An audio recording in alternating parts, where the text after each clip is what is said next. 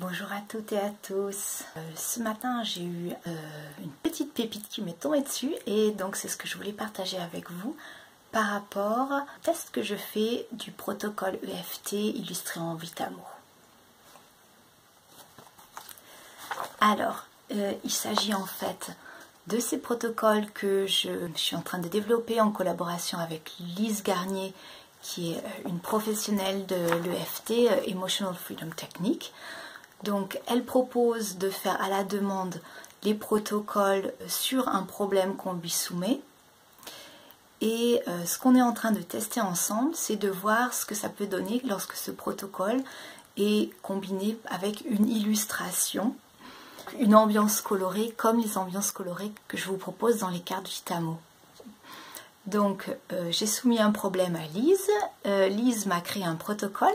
Et donc je lui ai mis une ambiance colorée dessus et donc je tapote mon protocole le plus souvent possible. Lise propose de le faire pendant 40 jours de suite, 1 ou 2 fois par jour.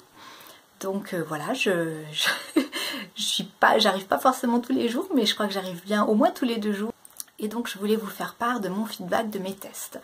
Alors, première chose que j'ai remarqué, le fait que ces feuilles sont donc des feuilles colorées.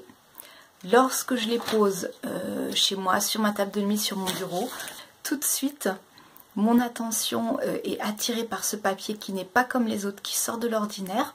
Donc ça m'aide à me rappeler que c'est mon protocole EFT, que c'est quelque chose que j'ai envie de faire, que j'ai choisi de faire. Et aussi cette ambiance, je pense qu'il y a une association d'idées au niveau émotionnel. Hein. Quand je vois ce jaune avec ce bleu, tout de suite, il y a déjà un lien au bout d'une dizaine de jours qui s'est tissé entre cette ambiance colorée et puis la façon dont je me sens quand je tapote le protocole. Donc ça, c'est déjà des choses très positives qui m'aident à m'y tenir et à tapoter. La deuxième chose que j'ai remarqué ce matin, le dernier tiers du protocole consiste en des questions.